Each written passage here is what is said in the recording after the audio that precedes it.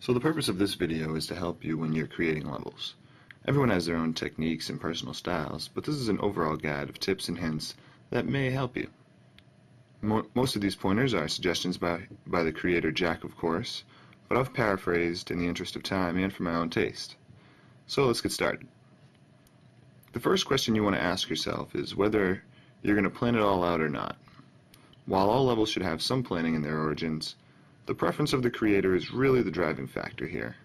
Some people like to draw every last little detail before they even turn on the PS3, while others like to jump right in and go with the flow.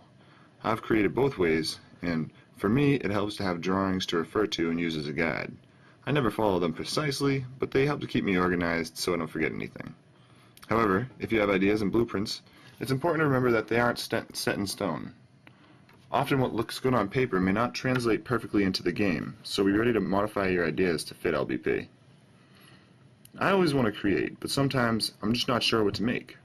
In this instance, inspiration can be your savior. Try messing around in create mode with different shapes, materials, and mechanics. This will often lead to new ideas. You can also try playing some of the other levels out there, but don't just run through and try to get to the end. Take time to examine every little detail. Pretty much every level has at least one cool thing in it. These ideas can be reimagined and implemented into your own level. This does not mean you should go copy other people's ideas, but to use them in your own way is fine. This technique also works for other games, like Sonic or Mario. Classic platforming games use many of the same ideas and elements, and reinterpreting them is a great way to add variety to your level. Finally, try asking your family and friends what they would make. You may have to let them play through some of the story so they get a gist of the game, but you'll be surprised what a fresh mind can come up with. Their ideas will probably need to be tweaked to fit the game, but it's the inspiration that you're looking for. When it comes to aesthetics, or the look of your level, it's usually best to choose a set of materials and stick with them. This will help your level to look unified, and more like the Media Molecule style. It will also help with saving your precious thermometer. Even more importantly, you should consciously use your planes effectively. If you only need one plane for an area, use only one. If you leave all the planes open when you only needed one, your level will end up feeling empty and boring. Also, if you limit yourself to just the necessary number of planes, it leaves plenty of space for decorations. But be wary of plane issues that may be frustrating to others. You know exactly where to run and when to jump, but no one else will. Try running through your level and jumping in all the wrong places, and see what happens. If you get stuck in the wrong planes or areas become difficult to pass, you should change them accordingly. And as far as changing is concerned, try to keep in mind that there is an air of perseverance that you must have while creating. Do not marry your ideas. Sometimes you will have a great idea, but when you put it into the game, it's not quite as amazing as you had imagined. This is an obstacle that you must come to accept. If you build an obstacle or an object and it doesn't quite work right, try to play with it and get it right. Oftentimes this means tedious testing and editing, but don't be discouraged. Keep the final goal in mind, your completed level. And if after hours of editing and fixing you get it right, great.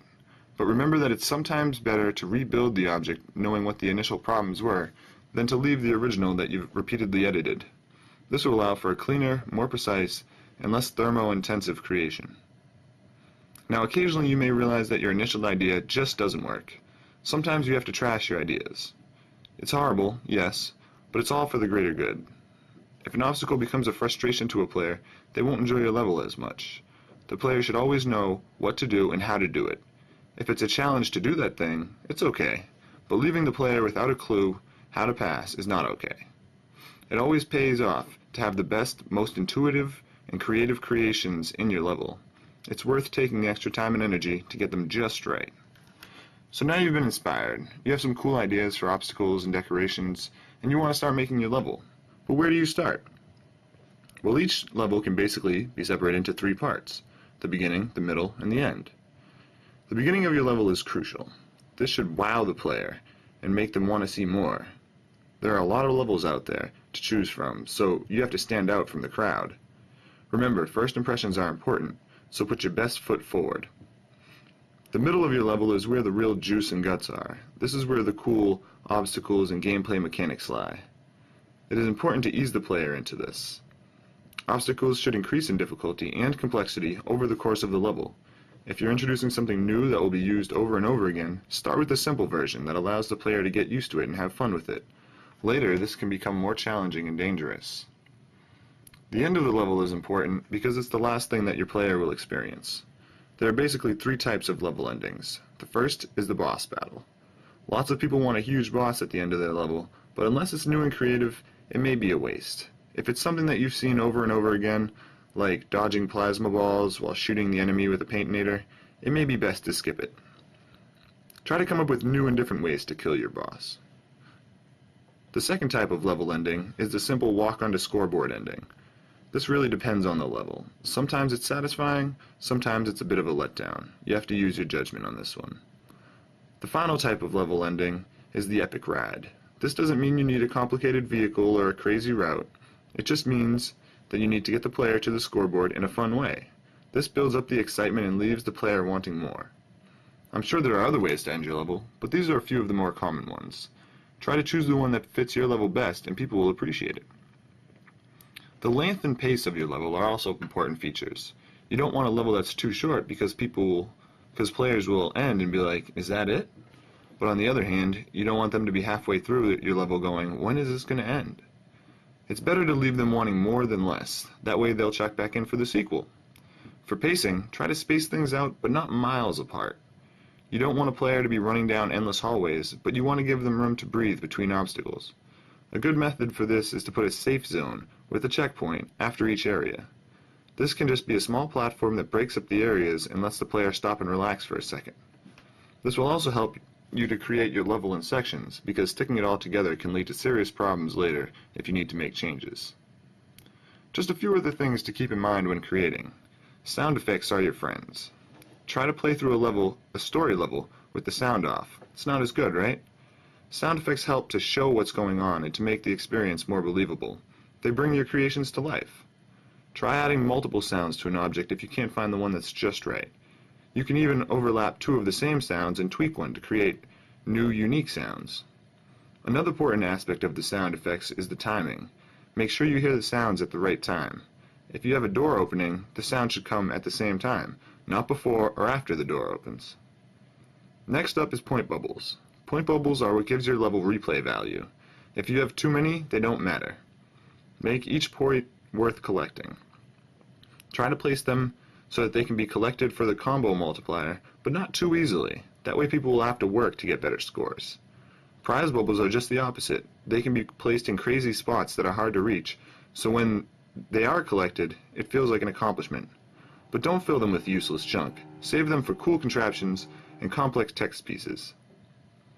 If anyone could make the object, then it shouldn't be in a prize bubble. Using the contraptions and objects you collected from the game is okay, but make them your own. Edit their appearance and how they're used. Sometimes it's better to just remake them with your own ideas so they fit your level perfectly.